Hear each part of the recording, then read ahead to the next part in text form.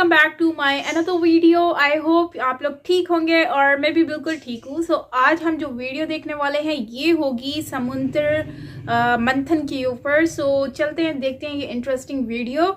अच्छी लगे लाइक कीजिएगा और इसमें कितना फैक्ट है ये आप मुझे बताएंगे कमेंट सेक्शन में। बाकी चलते हैं, वीडियो देखते हैं। आई होप कि इसमें काफ़ी कुछ हमें सनातन धर्म से जानने को भी मिले। So let's start. धर्म ग्रंथों के अनुसार एक बार महर्षि दुर्वासा के श्राप के कारण स्वर्ग ऐश्वर्य धन वैभव विहीन हो गया। तब सभी देवता भगवान विष्णु के पास गए। भगवान विष्णु ने उन्हें असुरों के साथ मिलकर समुद्र मंथन करने का उपाय बताया और ये भी बताया कि समुद्र मंथन से जो अमृत निकलेगा उसे ग्रहण कर तुम अमर हो जाओगे। ये बात जब देवताओं ने असुरों के राजा बलि को बताई तो वे भी समुद्र मंथन के लिए तैयार हो गए। वासुकी नाग की नेति बनाई गई और मंदराचल पर्वत की सहायता से समुद्र को मथा गया।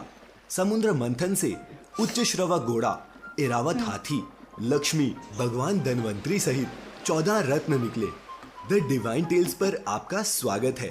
तो आइए जानते हैं इन रत्नों के अर्थ और जीवन से जुड़े उद्देश्य। सबसे पहले है हलाहल, कालकूट विष। समुद्र मंथन में सबसे पहले कालकूट नाम का विष निकला था। विष को देखकर सारे देवता और असुर काफी डर गए थे। तब संसार की रक्षा करने हेतु भगवान शिव ने उस भयंकर कालकूट विष को पी लिया।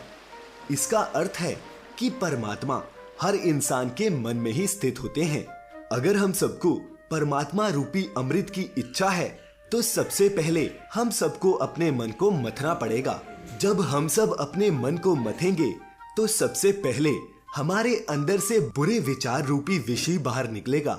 हम सभी को इन सभी बुरे विचारों को अपने परमात्मा को समर्पित कर देना चाहिए और इन सब से मुक्त हो जाना चाहिए। दूसरा रत्न था कामधेनु। समुद्र मंथन के दौरान दूसरे नंबर पर थी कामधेनु गाय। वह अग्निहोत्र यज्ञ की सामग्री उत्पन्न करने वाली गाय थी। इसलिए कामधेनु गाय को ब्रह्मवादी ऋषि मुनियों ने ग्रहण किया। श्रोताओं, कामधेनु प्रतीक है मन की निर्मलता का, क्योंकि किसी भी इंसान के अंदर से बुरे विचार निकल जाने पर उसका मन निर्मल हो जाता है।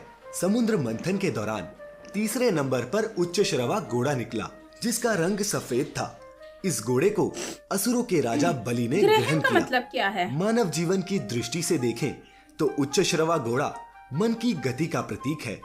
श्रोताओं, दुनिया में मन की गति को ही सबसे अधिक गतिशील माना गया है। अगर आप अमृत रूपी परमात्मा की प्राप्ति करना चाहते हैं तो आपको अपने मन की गति पर नियंत्रण रखना होगा। तभी आपके लिए परमात्मा को प्राप्त करना सुलभ हो पाएगा। समुद्र मंथन के क्रम में चौथे नंबर पर ऐरावत हाथी निकला था। ऐरावत हाथी के 4 बड़े बड़े दांत थे, जिनकी चमक कैलाश पर्वत से भी अधिक थी। ऐरावत हाथी को देवराज इंद्र ने अपने पास रख लिया। श्रोताओं, ऐरावत हाथी बुद्धि का प्रतीक है और उसके 4 दांत लोभ, मोह, वासना और क्रोध का प्रतिनिधित्व करते हैं। श्रोताओं, शुद्ध व निर्मल बुद्धि से ही हम सब इन विकारों पर काबू रख भगवान की प्राप्ति कर सकते हैं। समुद्र मंथन के 5वें क्रम में कौस्तव मणि निकला था, जिसे भगवान श्री विष्णु ने अपने हृदय पर धारण कर लिया। श्रोताओं, कौस्तव मणि प्रतीक है भक्ति का। जब आपके मन से सारे विकार निकल जाएंगे तब आपके मन में भक्ति ही शेष रह जाएगी। यही भक्ति आपको परमात्मा से भी मिलाएगी। समुद्र मंथन के दौरान 6ठे नंबर पर कल्प वृक्ष निकला था। सारी इच्छाओं को पूर्ण करने वाले कल्प वृक्ष को स्वर्ग के देवताओं ने मिलकर स्वर्ग में स्थापित कर दिया। कल्प वृक्ष हमारी सबकी इच्छाओं का प्रतीक है। अगर आप अपने जीवन में परमात्मा रूपी अमृत को प्राप्त करना चाहते हैं तो आपको अपनी सभी इच्छाओं का त्याग करना होगा। अगर मन में इच्छाएं होंगी तो आप परमात्मा को प्राप्त नहीं कर पाएंगे। समुद्र मंथन के 7वें क्रम में रंभा नाम की अप्सरा निकली थी, जो बहुत ही सुंदर थी। वह सुंदर वस्त्र और आभूषण पहने हुई थी। उसकी चाल मन को लुभाने वाली थी। रंभा अप्सरा को भी देवताओं ने अपने ही पास रख लिया। अप्सरा प्रतीक है इंसान के मन में छुपी वासना का। जब कभी भी हम सब किसी विशेष काम में लगे होते हैं, तब हम सबके अंदर वासना आकर हम सबका मन विचलित करने का प्रयास करती है।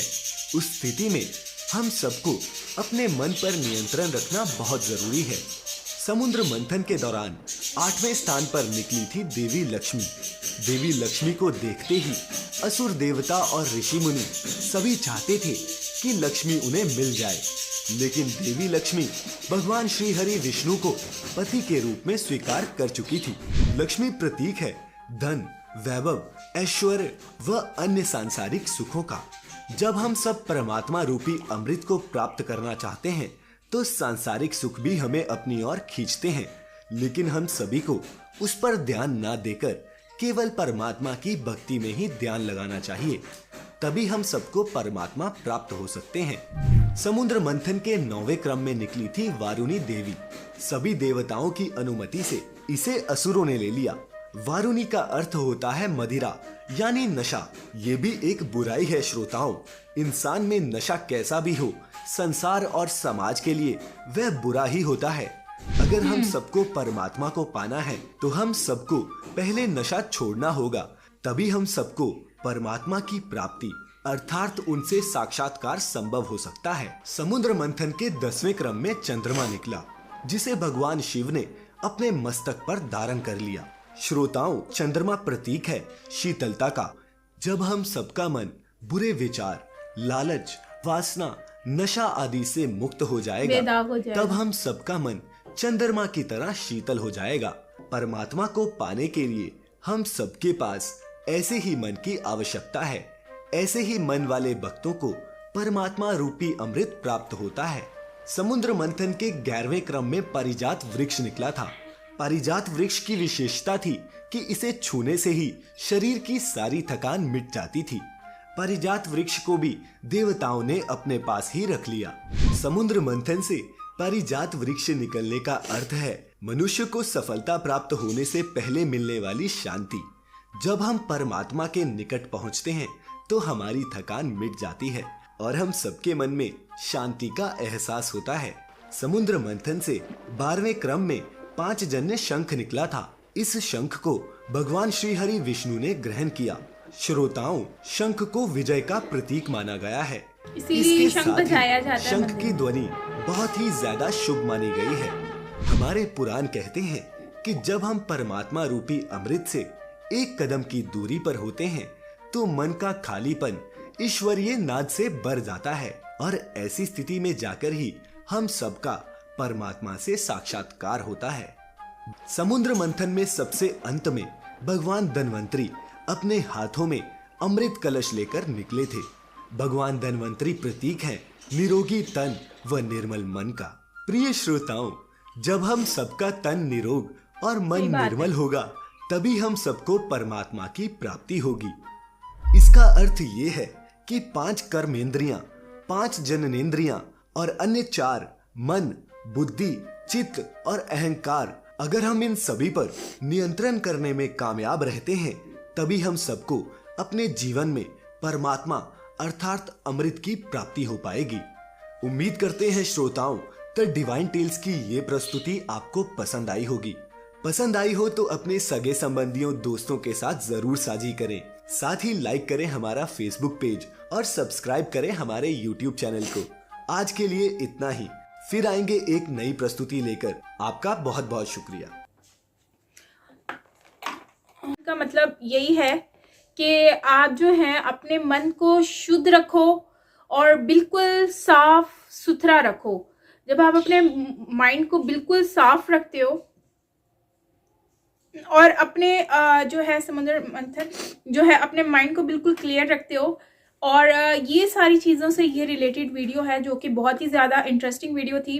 इसमें टू बी ऑनेस्टली मुझे इतनी रियलिटी का पता नहीं था कि ये जो गाय निकली, हाथी निकले, उसके दांत, ये कितने, इसका मतलब क्या है, और ये पेड़ जो था वो उसको कहाँ, कैसे वो उसमें से निकला और उसको कहाँ पर लगाया गया स्वर्ग में, और उसका मतलब क्या था।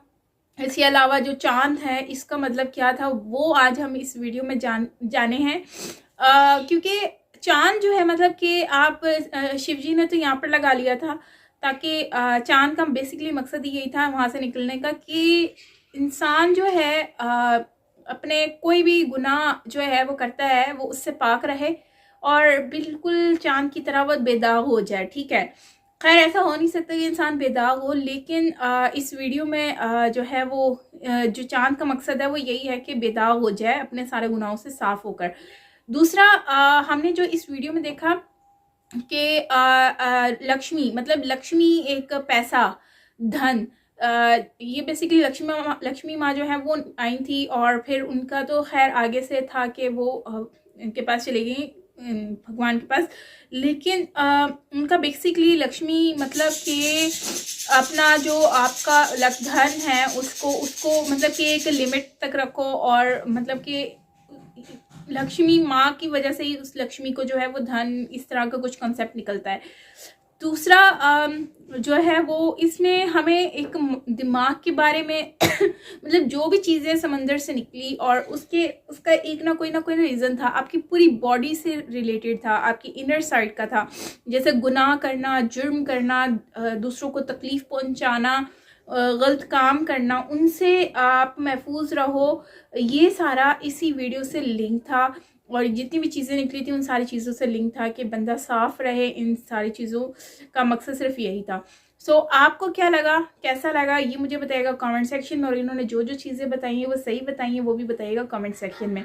बाकी नो डाउट इंसान के ख्यालात बहुत बुरे होते हैं, लोगों के जहनों में बहुत कुछ आता है, और जब तक हम अपने अंदर की एक इच्छा को ख़त्म नहीं करते, एक ख्वाहिश को ख़त्म नहीं करते, तब तक हम कुछ भी नहीं कर सकते। ये तो बात सच है। हम लोग कभी भी हम लोग एक ख्वाहिश होती है ना, वो कभी ख़त्म नहीं होती, और हम ख्वाहिश को लेकर हमेशा बस वही चीज़ करने की कोशिश करते हैं। जब हमारे अंदर से ख्वाहिशें ख़त्म हो जाएंगी तो हम कुछ और सोचेंगे, कुछ और चीज़ें करेंगे। सो खैर यही सारी चीज़ें हैं जो कि हमने इस वीडियो में जानी और सीखी। सो आपका क्या कहना है वो मुझे बताइएगा कमेंट सेक्शन में। बाकी मिलते हैं नेक्स्ट वीडियो के साथ, और मुझे तो बहुत अच्छा वीडियो लगा, आपको कैसा लगा वो आप मुझे बताइएगा कमेंट सेक्शन में। बाकी इसकी एक फुल वीडियो भी है, वो भी हम देखेंगे, लेकिन अभी जो है ये शॉर्ट वीडियो पे हमने रिएक्ट किया है। सो यकीनन आपको अच्छा लगा होगा। बाकी ओवरऑल ये है कि हम लॉन्ग वीडियो पे भी रिएक्ट करेंगे, वो आप मुझे बताइएगा कमेंट सेक्शन में कि लॉन्ग वीडियो पर होना चाहिए, तो उस पर हम 2 से 3 पार्ट्स करके पूरी जो ओरिजिनल वीडियो है उस पर हम लोग रिएक्ट कर लेंगे। सो बाकी ये है कि मिलते हैं नेक्स्ट वीडियो के साथ। और हाँ, मेरा न्यू व्लॉग आ गया on Saima Pirzada vlog channel पर, Pakistani Punjabi village wedding. Village, Pakistan में जो विलेज में शादी होती है वो कैसी होती है, बड़ी मज़े की थी शादी, आप लोगों ने भी ज़रूर देखनी है। लिंक आपको कमेंट सेक्शन में पिन मिल जाएगा। सो मिलते हैं नेक्स्ट वीडियो के साथ। Till then take care, bye bye.